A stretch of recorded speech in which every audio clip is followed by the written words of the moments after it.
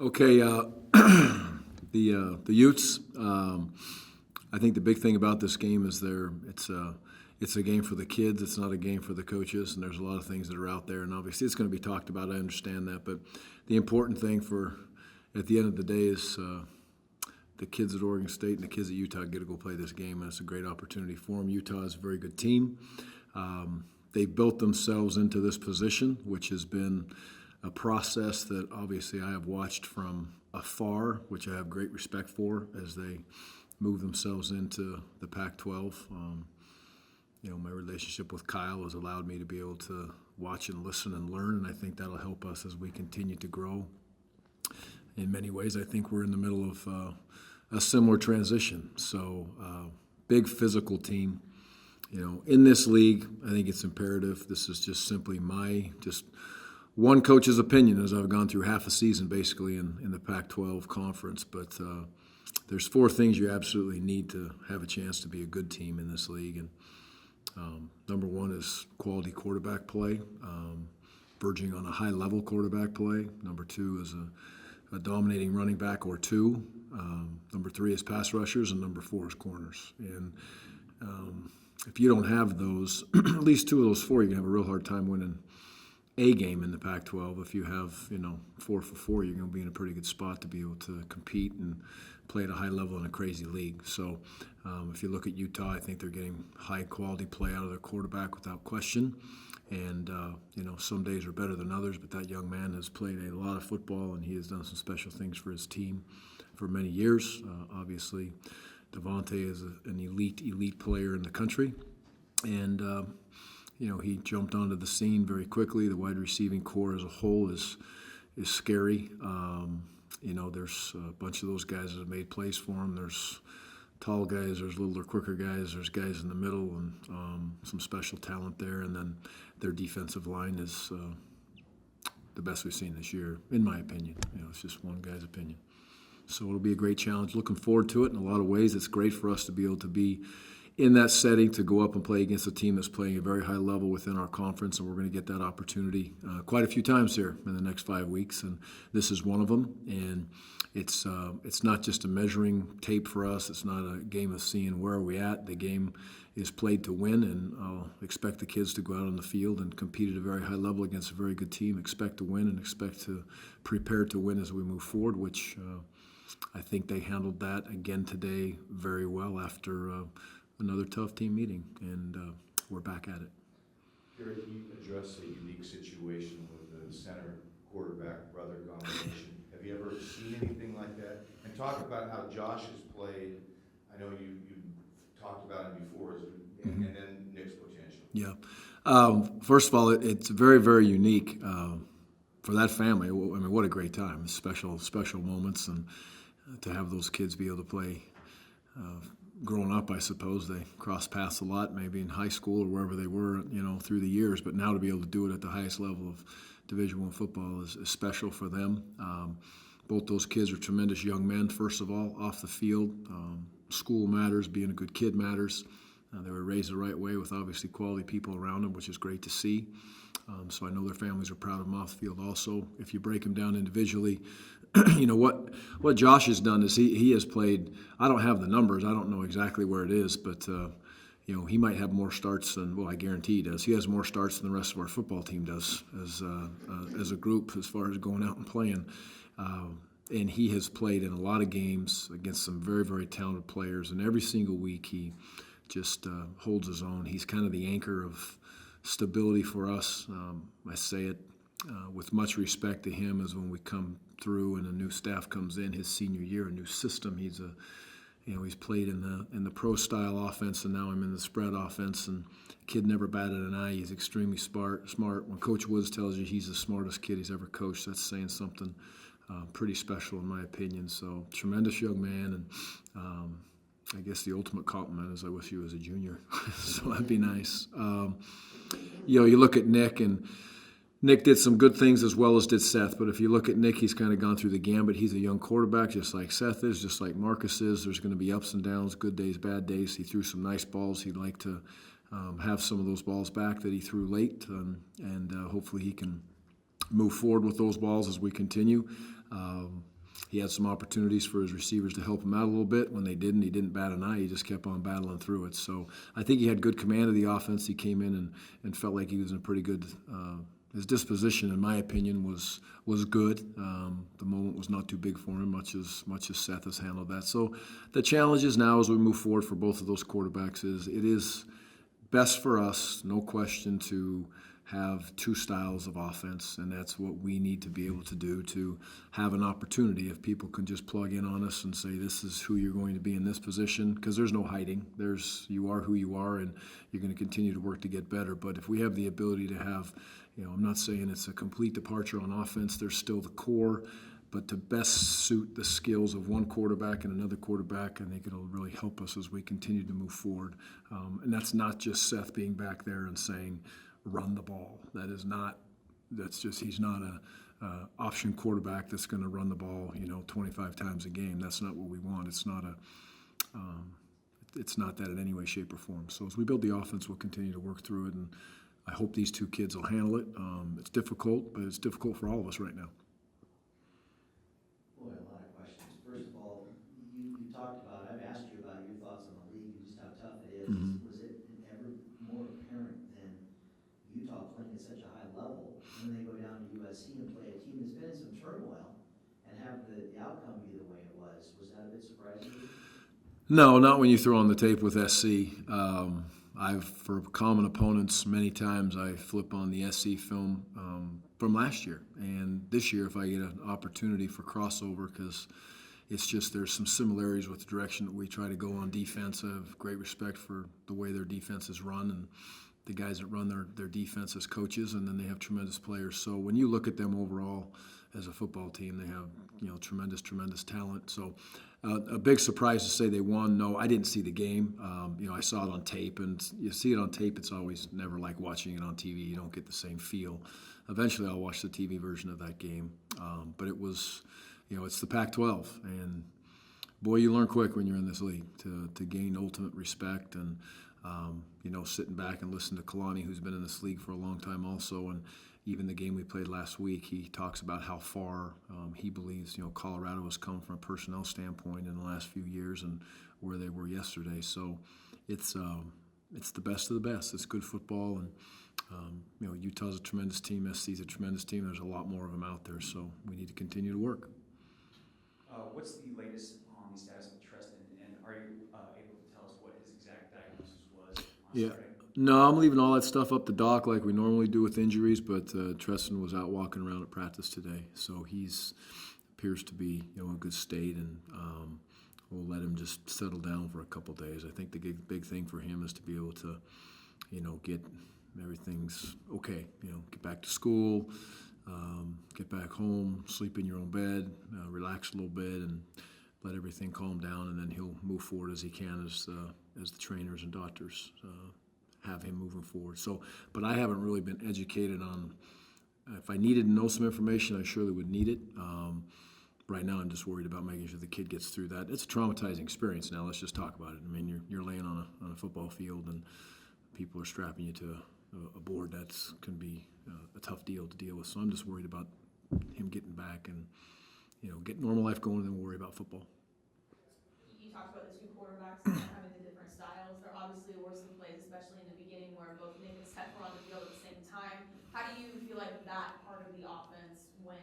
I'm just getting a little more creative in that sense. Yeah, it's hopefully that'll continue to grow. There's challenges to all things with how much time you have and so on and so forth. But it was productive. The run games they defended that run well. The second time when Seth kind of went out the backside, that run was a great run, but they weren't in there together at that point. So, but it did set up the QB throwback and allowed us to be able to make a play there, and that was executed pretty well by those two kids. So it's just one more. It's not the one thing you do. It's how many things you do when you're trying to be creative and still have a foundation of where you are. But the bottom line is the foundation, isn't working real well, okay? So just throw it out there, and it is what it is. And so we have to be, I don't want to be a gimmicky team, but we do have to do all we can to put ourselves in a position to to create some plays and create practice time for our opponents and create mismatch opportunities when we see those mismatches. So if the ability for those kids to get in there and both play at the same time, then we will definitely do it. And I think it's a good little piece of ammunition to have. And then to go back to Utah, is there anything unique or different that you see about this specific Kyle Whittingham team versus the ones that when you were on staff, or just how they've been able to build up into what they have? Well, they look dramatically different.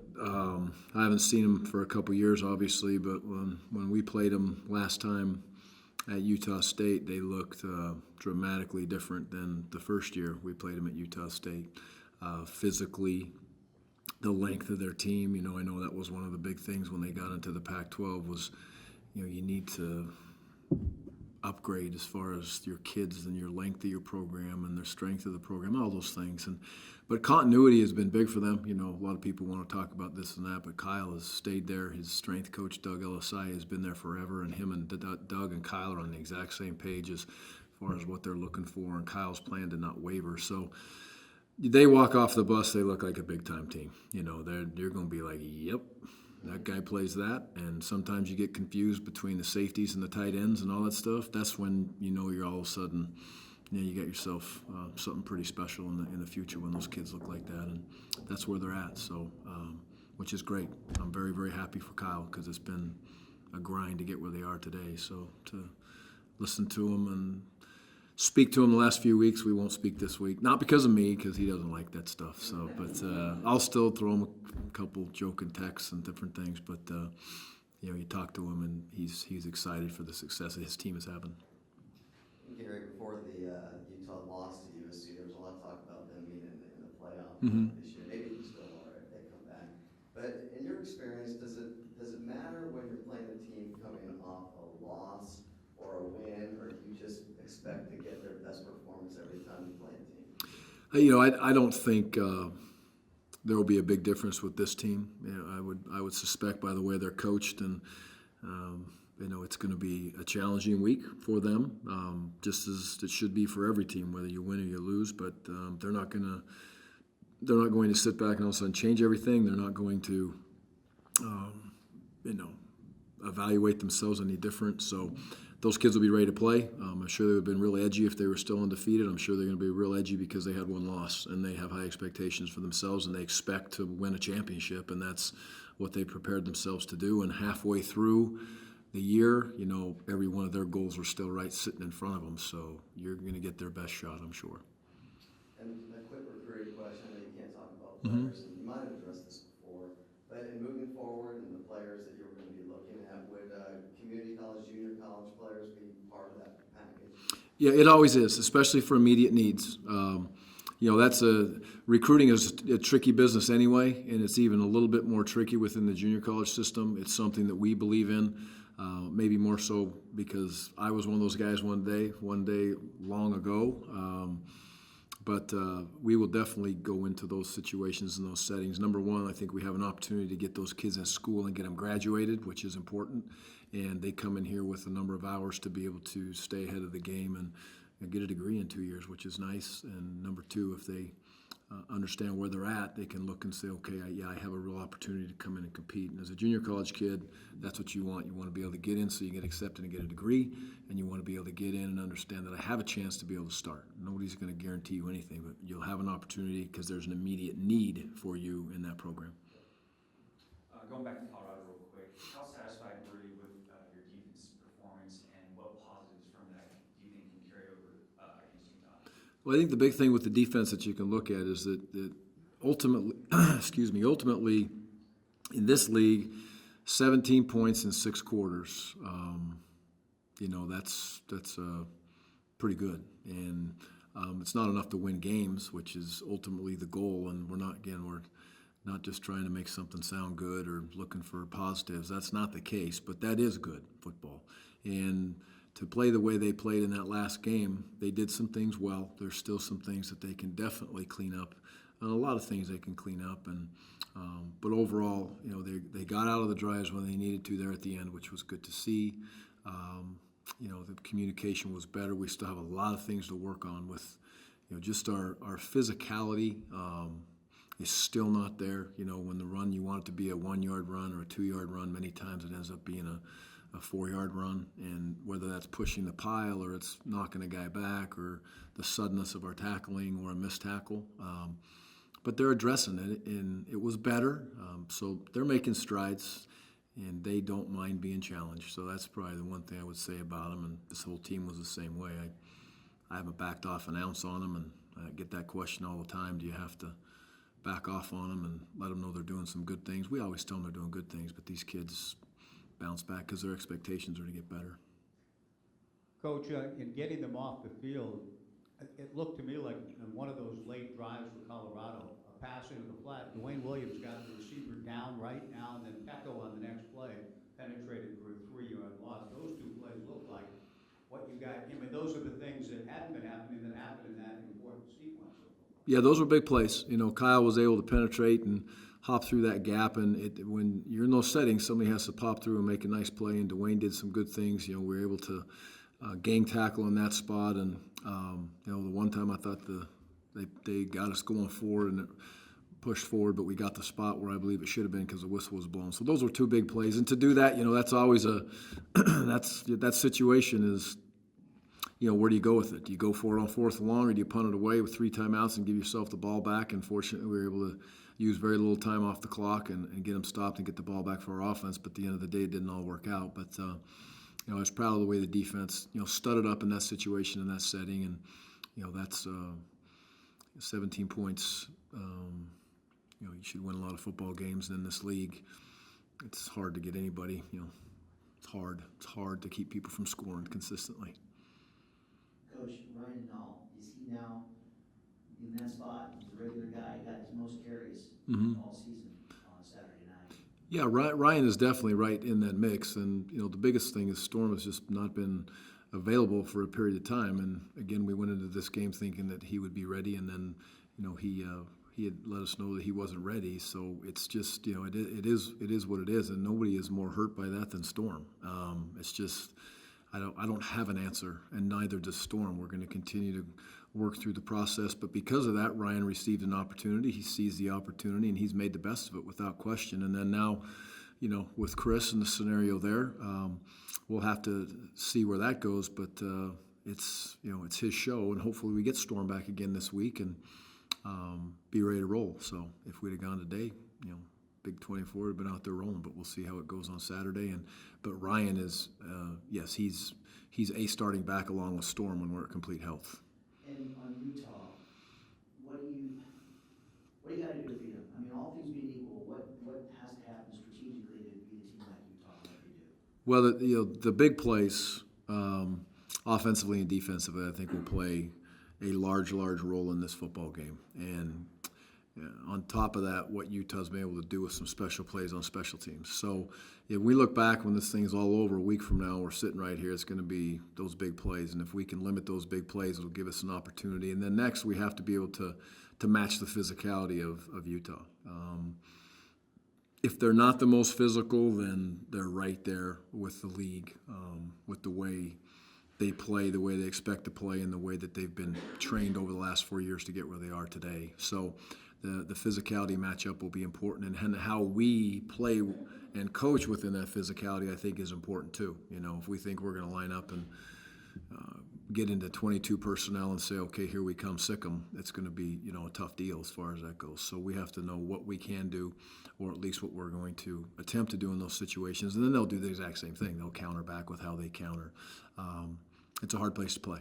You know, it's one of, I've been into some great stadiums and some big time moments with some teams, and you know, it is as hard of a place to play that I've ever been, and it will be, you know, juiced up. It's Halloween, all the stuff that comes with it. So we have to be able to handle a big time crowd, which we've handled that in the past, and I would expect us to be able to handle it again. You get in the one end zone down there where the muss is, and pretty loud. It's a big time environment. What did you see in Hopkins stepping in for Harlow when Harlow went down? And also, is that a situation where you might be looking at shuffling some of the offensive line moving forward? I don't know that for sure. You'd have to get with Coach Woods and sit down exactly and ask him what his plans are there. I thought when Will came in, what I saw, he seemed to hold his own. He seemed to be prepared for the moment. So we'll see where they go with that throughout the week of practice. But for what I saw in the game and I saw through practice, we'll get the best 5 guys out there that Coach Woods believes are the best kids to play. You talked after the game about the youth movement and that the Mhm. veterans better, stay with the young guys or else they're going to get left behind. How do you feel like that is going, just the dynamic of the team with the veterans and the young players? Yep, I'm sure that probably maybe it shook a couple kids up and saying, "Whoa, what's he talking about?" Especially the older guys that are leaders. It would me a little bit. I'd be like, "Come on, coach, I'm leading this crew." But hopefully, some of those other guys that look at it and have been replaced or on the verge of being replaced understand that we're going to play the best kids. There is no rite of passage because you've been here and you're a senior that you get to play. It doesn't mean we don't like you. It doesn't mean we don't care about you. It means we're going to play the best players. And it doesn't mean that the young players get to play because, we're halfway through the season and you're an old guy, so now we're going to sit you on the bench. So I've heard all that song and dance before many times. That's all a bunch of garbage. But the bottom line is if you're the best player, you're going to be given the opportunity.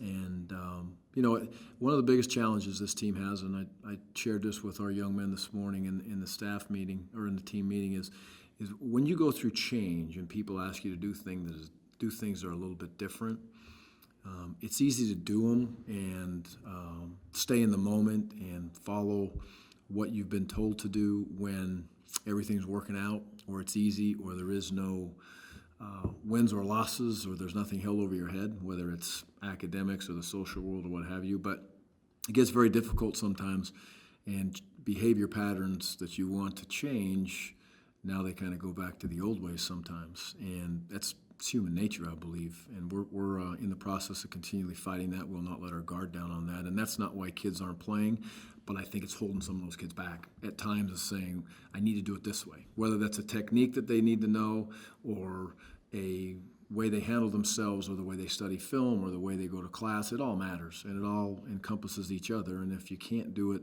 the way we want you to, which is the way that we know it works, then it's not all going to work out at the end of the day, regardless of if you're a senior and have started 100 games, or if you're a freshman and you've never started.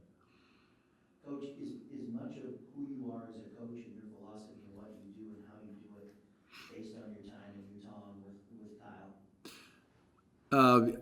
Kyle and I were back together at Idaho State. We started our journey together at Idaho State when I was coaching the D-line. And, Kyle and I were lucky. He was able to be with Lavelle. As a player, he was able to be with his father as a son and as a coach underneath him. And then we had the opportunity to coach together with Kyle's father. We learned so much. I was with Coach McBride. We learned so much together. All those scenarios. But Kyle and I definitely learned a lot when we were together. I think probably the most when he became a head coach, and I was able to assist him and help him, and I could speak freely with whatever I wanted to say. And ultimately, he was the head coach, but we worked a lot together. So we had some good days, some bad days. We had some real tough times, and we had some real great times together. So we're a lot alike. I think that's why if you walk through facilities, you would see a lot of a likeness between the facilities. But we're very different when we're off the field too. We're very good friends, but we don't talk every week. And it's a great. He's a great friend. He's a great coach, and I think we have similar beliefs, but we've also gone our separate ways at times. And I'm going to tell you a story about his dad real quick. That's a great story. So this is where I learned a lot as a coach, especially now that I'm an old coach. Kyle and I were sitting there, and Kyle's dad, if you don't know, his dad was a great defensive mind. In my mind, the best defensive mind that I've ever been around by far. He was coaching the defensive line for us at Utah. Well, the linebackers, excuse me. I was coaching the D-line, and Kyle was coordinating. So one day we're sitting in there, and Kyle and I are coming up with all these great ideas. Can't remember who we were playing. All these things we're talking about on the board and doing all the stuff. And Big Fred's in the back, and he can barely stay awake because we bore him so bad. So we spend time through the meeting. We go all the way through it. We draw all the stuff up. We get this great new idea on the board, and we look at Big Fred, and he's back there again, half awake or half asleep. And we say, Fred, what do you think? Think it's a good idea? And he looks at me and he says, "You know what? You guys can do that, but you'll lose." So that's Big Fred. So that's my Big Fred story. I always got to share that one when I have a chance to when I have a chance. That's a good story. Gary, can you update us on your injury status? We've got a lot of guys that are. Yeah. For the year, I think it's always fair when I'm in the position to be able to tell you who is out for the season. You know, obviously Sean is out for the season, and you know that's a tough one. Past that, I think all the other kids are going to be able to get themselves back and in a timely fashion. I don't know that. I don't know for sure where Chris sits. I don't know for sure where Fred sits. You know, we'll get the exact answers as we go through later today and really into tomorrow, and then Doc will get the stuff out. But, you know, there's some of those kids that got a swinging chance this week, but, you know, they were out of that game pretty early, and, you know, they weren't all jumping and dancing around out there today. So we'll just have to keep going through this process. Was Larry Scott able to practice? No, not yet. I expect him to be back sometime this year, though. Just as a person who, you're a Salt Lake City kid, you Mhm. grew up there, you played there, you coached there, to watch Utah's rise to the point that they were in the college football playoff Pac-12 title discussion, undefeated. I mean, I know you're so concentrated on your own, what you've got to do, but is that kind of crazy that just to kind of watch what's happened to that program? Yeah, it is, especially when I wish it would have happened in 1985 and 86. That would have been cool to be on one of those teams. You know, but I've been fortunate to be on two undefeated teams at that place, and you know, Utah is obviously where I grew up. University of Utah is where I went to school. So to watch them, you know, be where they are, and then have so many people on that staff, and you know, today it's you know really mainly Kyle to see them go through what he went through and have the success of 2008, and then you know we had to battle our way to be there with Urban, and then it was a great team. Urban leaves, we come through and we battle like crazy, and got knocked down there for a couple years and battled around, and we're not a horrible team, but we're a great team. And then to get to 2008 and have that year go together, and you know then watch it happen kind of again to him as he went through there, and then all of a sudden you're into the Pac-12, and it's like whoa, you know this is different, and watch him battle through. But it's been awesome, you know, to see those people have success and to see you know your school have success at the end of the day. So it's always different when you compete against them, though. You know, here I go again, first year on a job and I get to play them. So second time that's happened. Okay, We good? Thank you guys, appreciate it.